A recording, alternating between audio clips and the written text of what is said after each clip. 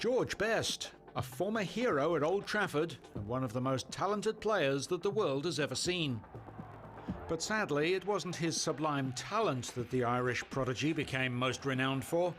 When his playing form hit the skids, it was his off-field activities that not only made the headlines, but went on to consume and ultimately claim his life.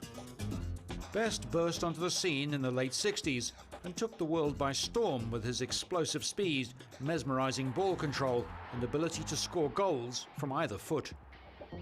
Playing on the wing, he scored just as many goals as he set up, redefining the role of the midfielder and making it almost impossible to play against him.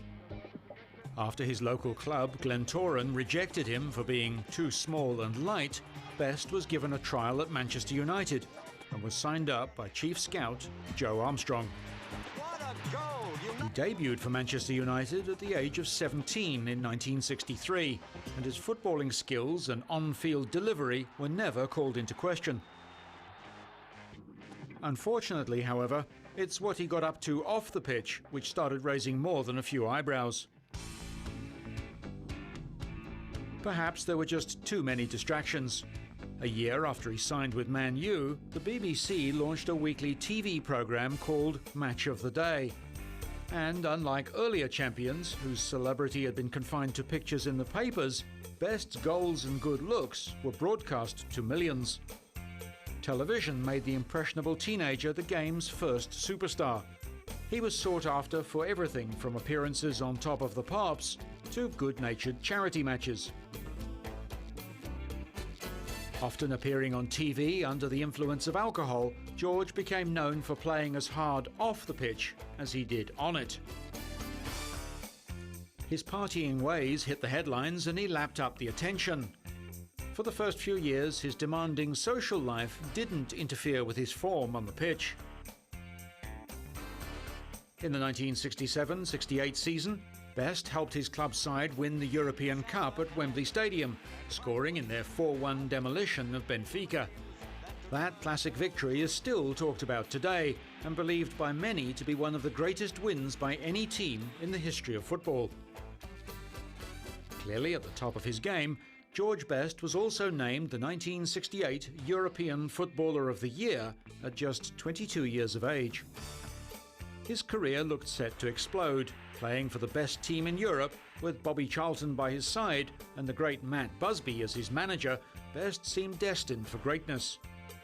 Demonstrating prodigious talent that few have displayed since, he literally had the world at his feet, and his career could have gone through the roof. Unfortunately, it was all downhill from then on.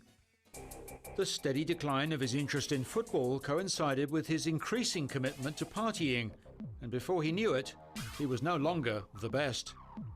At 26, just 4 years after his most famous win at Wembley, George was forced to leave Manchester United. After leaving Old Trafford, his career took a sharp nosedive. Although he enjoyed a brief resurgence at Fulham FC, he clearly lost much of his trademark pace.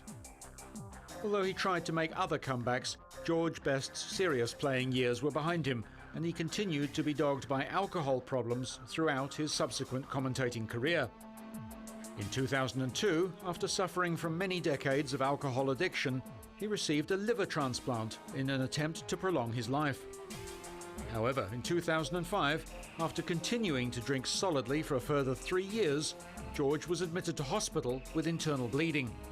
Despite the doctor's best efforts, he lost the fight and died aged 59. George Best's famous fall from grace has served as an effective warning to many players who've since found fame and fortune thrust upon them at a young age. He once famously said, "I spent a lot of money on booze, birds, and fast cars. The rest I just squandered."